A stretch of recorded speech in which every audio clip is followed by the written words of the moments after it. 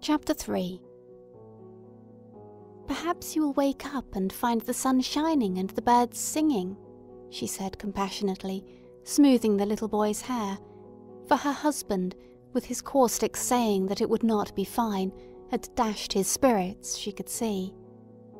This going to the lighthouse was a passion of his, she saw, and then, as if her husband had not said enough, with his caustic saying that it would not be fine tomorrow, this odious little man went and rubbed it in all over again. "Perhaps it will be fine tomorrow," she said, smoothing his hair. All she could do now was to admire the refrigerator and turn the pages of the store's list in the hope that she might come upon something like a rake or a mowing machine, which, with its prongs and its handles, would need the greatest skill and care in cutting out. All these young men parodied her husband, she reflected. He said it would rain. They said it would be a positive tornado. But here, as she turned the page, suddenly her search for the picture of a rake or a mowing machine was interrupted. The gruff murmur, irregularly broken by the taking out of pipes and the putting in of pipes which had kept on assuring her, though she could not hear what was said, as she sat in the window which opened on the terrace, that the men were happily talking. This sound, which had lasted now half an hour, and had taken its place soothingly in the scale of sounds pressing on top of her, such as the tap of balls upon bats, the sharp sudden bark now and then, "How's that? How's that?" of the children playing cricket, had ceased. So that the monotonous fall of the waves on the beach, which, for the most part, beat a measured and soothing tattoo to her thoughts, and seemed consolingly to repeat over and over again as she sat with the children, the words of some old cradle song, murmured by nature, "I am guarding you, I am your support."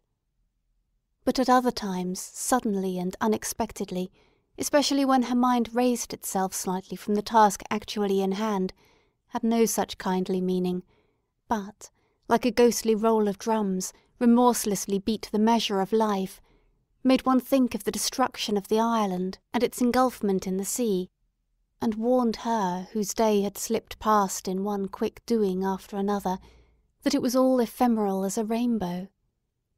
This sound, which had been obscured and concealed under the other sounds, suddenly thundered hollow in her ears, and made her look up with an impulse of terror. They had ceased to talk, that was the explanation.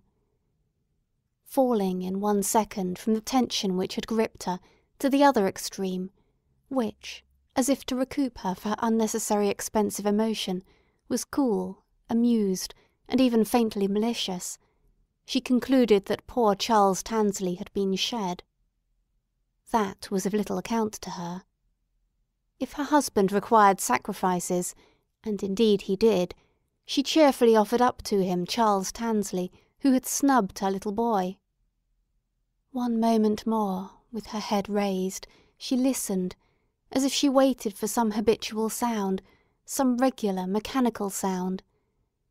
And then, hearing something rhythmical, half said, half chanted, beginning in the garden, as her husband beat up and down the terrace, something between a croak and a song, she was soothed once more, assured again that all was well, and, looking down at the book on her knee, found the picture of a pocket-knife with 6 blades, which could only be cut out if James was very careful. Suddenly a loud cry, as of a sleep-walker, half roused, something about "stormed at with shot and shell," sung out with the utmost intensity in her ear, made her turn apprehensively to see if anyone had heard him. Only Lily Briscoe, she was glad to find, and that did not matter. But the sight of the girl standing on the edge of the lawn painting reminded her she was supposed to be keeping her head as much in the same position as possible for Lily's picture.